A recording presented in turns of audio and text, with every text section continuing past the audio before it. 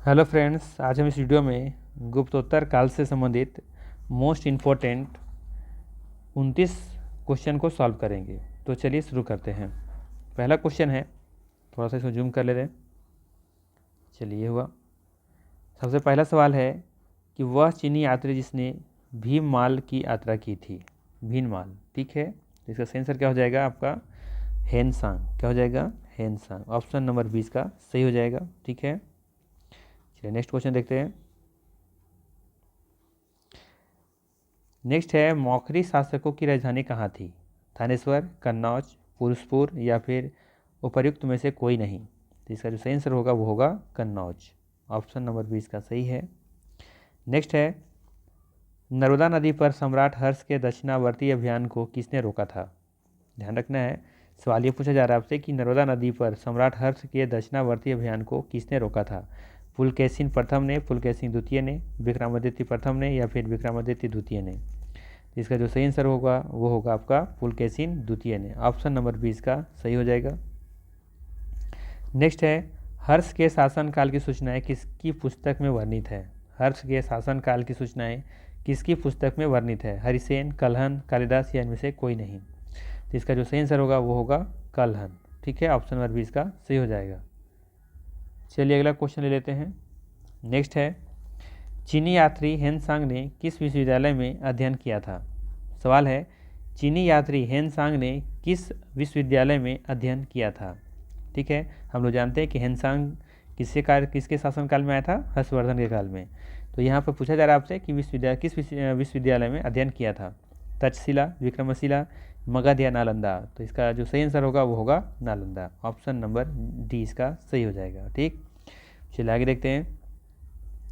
Borobudur का विश्व प्रसिद्ध बौद्ध स्तूप का निर्माण किस शासकों द्वारा करवाया गया था? किन शासकों द्वारा करवाया गया था? ठीक है, पहला ऑप्शन है गुप्त शासकों द्वारा, मौर्य शासकों द्वारा, शैलेंद्र शासकों द्वारा या फिर चीनी शासकों द्वारा। तो इसका जो सही आंसर है वो होगा आपका ऑप्शन नंबर सी, शैलेंद्र शासकों द्वारा, ठीक है। ऑप्शन नंबर सी इसका सही हो जाएगा।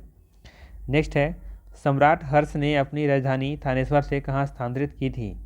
सम्राट हर्ष ने अपनी राजधानी थानेश्वर से कहाँ हस्तांतरित की थी? आपको बताना है कि ट्रांसफ़र कहाँ की गई थी, प्रयाग में, दिल्ली में, कन्नौज या राजगृह। तो इसका जो सही आंसर है वो होगा आपका कन्नौज। ऑप्शन नंबर सी इसका सही हो जाएगा। नेक्स्ट सवाल, सम्राट हर्षवर्धन ने 2 महान धार्मिक सम्मेलनों का आयोजन किया था। किसका किया था? कन्नौज तथा प्रयाग में, प्रयाग तथा थानेश्वर में, थानेश्वर तथा वल्लभी में या फिर वल्लभी तथा प्रयाग में। तो इसका जो सही आंसर होगा वो होगा आपका कन्नौज तथा प्रयाग में, यानी कि ऑप्शन नंबर इसका सही हो जाएगा। नेक्स्ट है, कवि बाणभट्ट निवासी था, कहाँ का निवासी था ये? पाटलिपुत्र का, थानेश्वर का या भोजपुर का या फिर उपयुक्त में से कोई नहीं। तो इसका जो सही आंसर होगा आपका उपयुक्त में से कोई नहीं, ठीक है। चलिए नेक्स्ट सवाल ले लेते हैं। नेक्स्ट है, हर्षचरित नामक पुस्तक किसने लिखी थी? हर्षचरित नामक पुस्तक किसने लिखी थी? ठीक है, इसका जो सही जवाब होगा वो होगा आपका बाणभट्ट। ऑप्शन नंबर 20 का सही है, ठीक है। नेक्स्ट है, गुप्तोत्तर युग में प्रमुख व्यापारिक केंद्र था? कन्नौज, उज्जैन, धार या देवगिरी। इसका जो सही आंसर होगा वो होगा कन्नौज। ऑप्शन नंबर इसका सही हो जाएगा। क्वेश्चन नंबर 12 है, हेनसांग की भारत यात्रा के समय कौन सा नगर सूती वस्त्रों के उत्पादन के लिए प्रसिद्ध था? वाराणसी, मथुरा, कांची, पाटलिपुत्र। तो इसका सही आंसर होगा आपका मथुरा। ऑप्शन नंबर 20 का सही है। नेक्स्ट है, कौशे शब्द का प्रयोग किया जाता था किसके लिए? कपास के लिए, सन के लिए, रेशम के लिए, ऊन के लिए। इसका जो देखेंगे जो आंसर होगा वो होगा रेशम के लिए। ऑप्शन नंबर सी इसका सही हो जाएगा। नेक्स्ट है, आदि शंकराचार्य द्वारा स्थापित 4 मठ कहाँ स्थित हैं? श्रृंगेरी, द्वारिका, जोशीमठ, प्रयाग, द्वारिका, जोशीमठ, प्रयाग या कांची। तीसरा है पुरी, श्रृंगेरी, द्वारिका, वाराणसी या फिर चौथा नंबर में है जोशीमठ, द्वारिका, पुरी या श्रृंगेरी। तो इसका जो सही आंसर होगा वो होगा आपका डी नंबर, यानी कि जोशीमठ, द्वारिका, पुरी और श्रृंगेरी, ठीक है। ये 4 जगह हैं, ठीक है, जहाँ पर शंकराचार्य ने 4 मठ स्थापित किए थे, ठीक है। नेक्स्ट सवाल है, निम्नलिखित जोड़ों में से कौन सा जोड़ा सुमिलित नहीं है? आपको ये बताना है कि कौन सा जोड़ा सुमिलित नहीं है, ठीक है।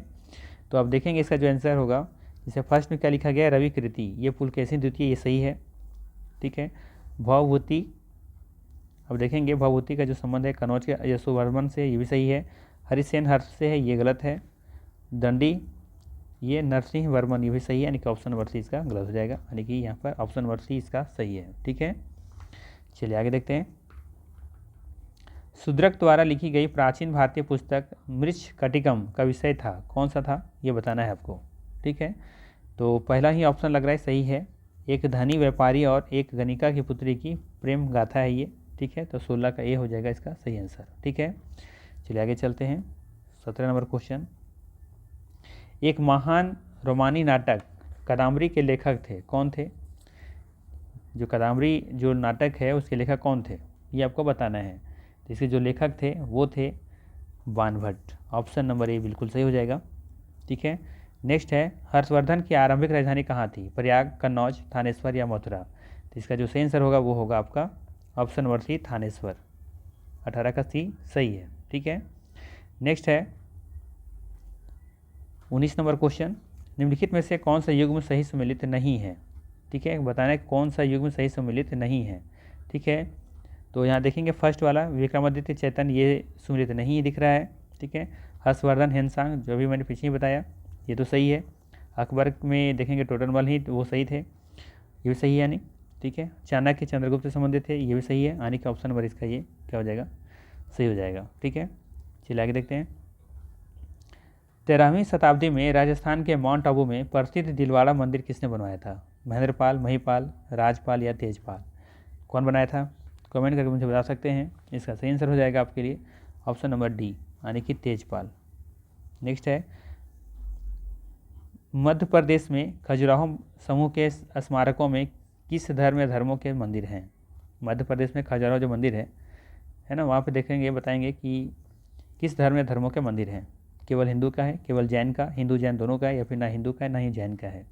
तो इसका जो सही आंसर होगा वो होगा, देखेंगे आप वहाँ पर खजुराहो जो मंदिर है वहाँ पर हिंदू और जैन दोनों धर्म का संगम देखने को मिलता है, ऑप्शन नंबर सी सही है। नेक्स्ट है, संस्कृत नाटक नागानंद की रचना किस शासक द्वारा की गई थी? संस्कृत नाटक नागानंद, ध्यान रखिएगा, नागानंद की रचना किस शासक द्वारा की गई थी? प्रभाकरण वर्धन द्वारा, हर्षवर्धन द्वारा, चंद्रगुप्त द्वितीय द्वारा या फिर बिंदुसार द्वारा? तो देखेंगे कि जो नागानंद की जो रचना है वो किया गया था हर्षवर्धन द्वारा, हर्षवर्धन के द्वारा किया गया था, ऑप्शन नंबर बी सही है। 23 नंबर क्वेश्चन है, खजुराहो मंदिर का निर्माण किसने किया था? तो यही इजी क्वेश्चन है। ठीक है, कौन कराया था बताइए? चंदेल राजपूतों ने करवाया था, ऑप्शन नंबर डी इसका सही है। चलते हैं 24 नंबर क्वेश्चन की तरफ। ये है 24 नंबर, निम्न में से किस प्रतिहार राजा ने अधिवराह की उपाधि ग्रहण की?